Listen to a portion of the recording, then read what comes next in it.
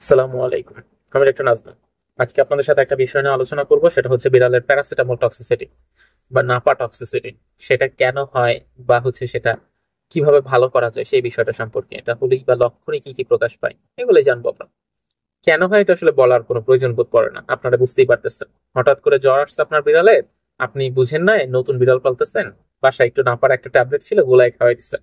এটাই হচ্ছে নাপা টক্সিসিটি হওয়ার বা প্যারাসিটামল টক্সিসিটি হওয়ার মূল কারণ। এখানে আর অন্য কোনো কারণের সাথে জড়িত না।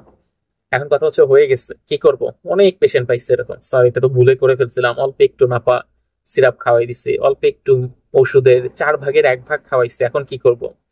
এটা আসলে হচ্ছে কি, আপনি যখন দেখবেন এরকম খাওয়াচ্ছেন আপনার বিড়ালকে, প্রচন্ড পরিমাণ মুখ দিয়ে লালাক্ষরণ হচ্ছে, প্রচুর পরিমাণে শ্বাসকষ্ট হচ্ছে, এই সমস্যাগুলো হচ্ছে খুবই কমন।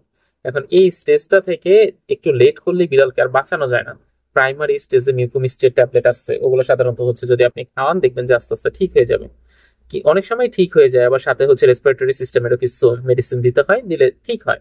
কিন্তু অনেক সময় সাধারণত এরকম খাওয়ানোর পর তারা আবার বসে বসে অপেক্ষা করে যে কিছু হয়েছে কিনা, কিছু যদি হয় তখন ডাক্তারের কাছে নিয়ে যাব। ব্যাপারটা আসলে তখন আপনি কমপ্লিকেশনের দিকে নিয়ে গেছেন। কিছু যখন হয়ে যাবে তখন আপনি ডাক্তারের কাছে নিচ্ছেন, মানে ওই প্যারাসিটামলের টক্সিসিটি কি হয়ে গেছে, ওর সারা বডিতে ছড়াই গেছে। এই জন্যই সাধারণত তখন লক্ষণগুলো প্রকাশ পাচ্ছে।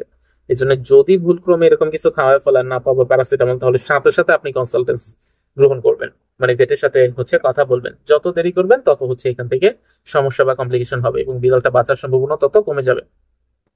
তো এখানে সাধারণত ওনারের ঘাটতির জন্য এই ঘটনাটা ঘটে এবং ওনারের গাফলতির জন্য সঠিক টাইমে ট্রিটমেন্ট না পায় বিড়ালটা মারা যায়। আপনিও যদি এরকম এই নাপা বা প্যারাসিটামল টক্সিসিটি সমস্যা ফেস করেন, তাহলে স্ক্রিনে দেওয়া নাম্বারে আমার সাথে কনসালটেন্সি নিতে পারেন। আমি চেষ্টা করবো যে খুব স্বল্প খরচে আপনাদেরকে একটা কনসালটেন্সি দেওয়ার, কিন্তু সেটা কিন্তু খুব দ্রুত। যত দেরি করবেন তত বাঁচানোর সম্ভাবনা কমে যাবে, এটা মাথায় রাখবেন কিন্তু। ধন্যবাদ সবাইকে।